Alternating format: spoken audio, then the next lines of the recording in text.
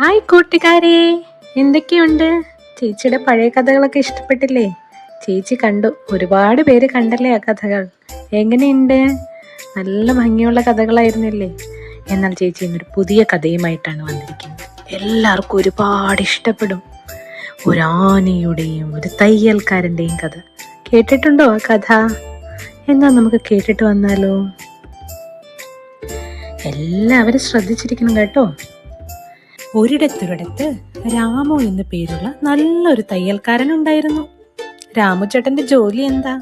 തുണികൾ തയ്ക്കുക. രാമുചേട്ടൻ മെഷീനിൽ വെച്ച് നല്ല ഭംഗിയുള്ള ഉടുപ്പുകൾ ഉണ്ടാക്കും. അതുകൊണ്ട് ആ നാട്ടിലെ എല്ലാവർക്കും രാമുചേട്ടനെ വലിയ ഇഷ്ടമായിരുന്നു. ദാ ആ വരുന്നത് ആരാന്ന് നോക്കിയേ. രാമുചേട്ടന്റെ കടയുടെ അടുത്തു കൂടിയാണ് ദിവസവും ഒരു വലിയ ആന നടന്നു പോകാറ്. ആനയുടെ പേരെന്താണെന്നറിയോ? കുട്ടിശങ്കരൻ. നമ്മുടെ കുട്ടിശങ്കരന് വലിയ തുമ്പിക്കൈയും വലിയ കാലുകളും വലിയ മുറം പോലുള്ള ചെവികളും ഉണ്ടായിരുന്നു. ആനയ്ക്ക് അങ്ങനെയാണല്ലേ? വലിയ ആനയായിരുന്നു അവൻ. പാപ്പാന്റെ കൂടെ അടുത്തുള്ള പുഴയിലേക്ക് ആണ് അവൻ പോകുന്നത്. എന്തിനാകും? കുളിക്കാൻ. നല്ല തണുത്ത വെള്ളത്തിൽ മുങ്ങിക്കുളിക്കാൻ. രാമുചേട്ടനാകട്ടെ ആനകളെ വലിയ ഇഷ്ടമായിരുന്നു. നല്ലവനായ രാമുചേട്ടൻ എന്നും നമ്മുടെ കുട്ടിശങ്കരന് ഒരു പടലപ്പഴം സ്നേഹത്തോടെ നൽകിയിരുന്നു. കുട്ടിശങ്കരൻ തുമ്പിക്കൈ ഉയർത്തി പഴം വാങ്ങി നന്ദിയുണ്ട് രാമുചേട്ടാ എന്ന് തലയാട്ടും. അങ്ങനെ ഇരിക്കെ ഒരു ദിവസം അന്ന് രാമുചേട്ടന് വല്ലാത്ത തിരക്കായിപ്പോയി. രാമുചേട്ടൻ ആകെ വിഷമിച്ചിരിക്കുകയായിരുന്നു. ഒരുപാട് വസ്ത്രങ്ങൾ തയ്ച്ചു കൊടുക്കാനുണ്ട്. തിരക്ക് കാരണം അന്ന് രാമുചേട്ടൻ കുട്ടിശങ്കരനുള്ള പഴം വാങ്ങാൻ മറന്നുപോയി. കുട്ടിശങ്കരൻ കുളിക്കാൻ പോകുന്ന വഴിക്ക് പതിവ് പോലെ പഴത്തിനായി രാമുചേട്ടന്റെ കടയുടെ മുന്നിലെത്തി.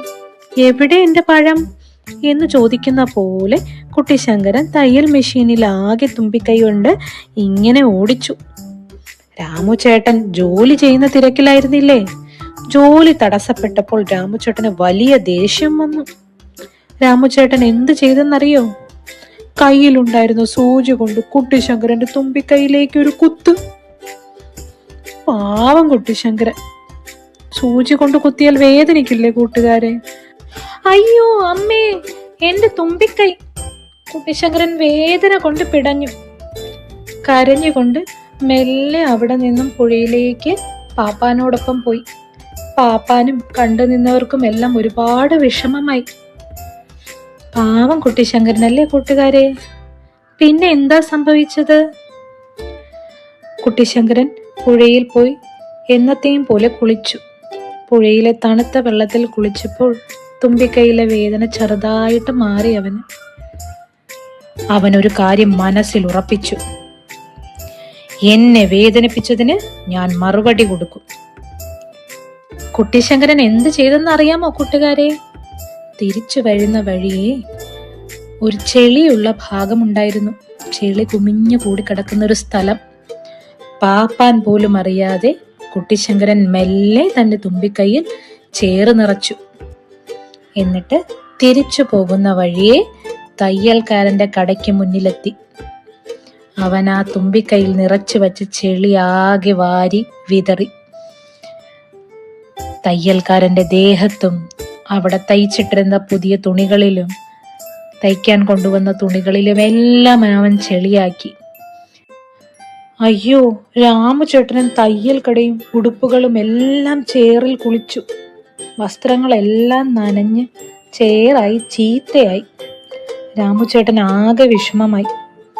കുട്ടിശങ്കരൻ പ്രതികാരം ചെയ്ത സന്തോഷത്തോടെ തലയാട്ടി തിരികെ പോയി. കൂട്ടുകാരെ, നമ്മൾ രാമുചേട്ടന്റെയും കുട്ടിശങ്കരന്റെയും കഥ കേട്ടില്ലേ? ഈ കഥയിൽ നിന്നും നമുക്ക് പഠിക്കാൻ ഒരു വലിയ പാഠമുണ്ട്. എന്തായിരിക്കും? രാമുചേട്ടന് ദേഷ്യം വന്നപ്പോൾ എന്തു ചെയ്തു?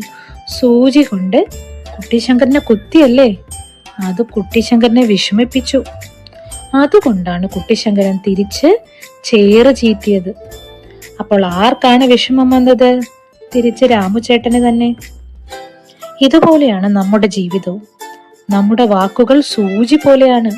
നമ്മൾ ദേഷ്യത്തോടെയോ വിഷമത്തോടെയോ ഒരാളോട് സംസാരിച്ചാൽ അത് ചിലപ്പോൾ ഒരു സൂചി പോലെ അവരുടെ മനസ്സിനെ വേദനിപ്പിച്ചേക്കാം. നമ്മൾ കൊടുക്കുന്നതാണ് തിരിച്ചു കിട്ടുക. നമ്മൾ മറ്റുള്ളവർക്ക് സന്തോഷം കൊടുത്താൽ അവർ തിരിച്ച് നമ്മളോടും നല്ല രീതിയിൽ പെരുമാറും. അപ്പോൾ ഏവർക്കും സന്തോഷവും സമാധാനവും ഉണ്ടാവും. അതുകൊണ്ട് എപ്പോഴും ഓർമ്മിക്കുക, ദേഷ്യം വന്നാലും ആരെയും വേദനിപ്പിക്കരുത്. എപ്പോഴും നല്ല വാക്കുകളും നല്ല കാര്യങ്ങളും മാത്രം ചെയ്യുക. അതാണ് യഥാർത്ഥ സന്തോഷം. നല്ല പാഠമല്ലേ? നല്ല കുഞ്ഞുങ്ങളല്ലേ? ഇതുപോലെ ആയിരിക്കില്ലേ ജീവിതത്തിൽ? ചേച്ചി അടുത്ത കഥയുമായി വേഗം തന്നെ വരുന്നതാണ്.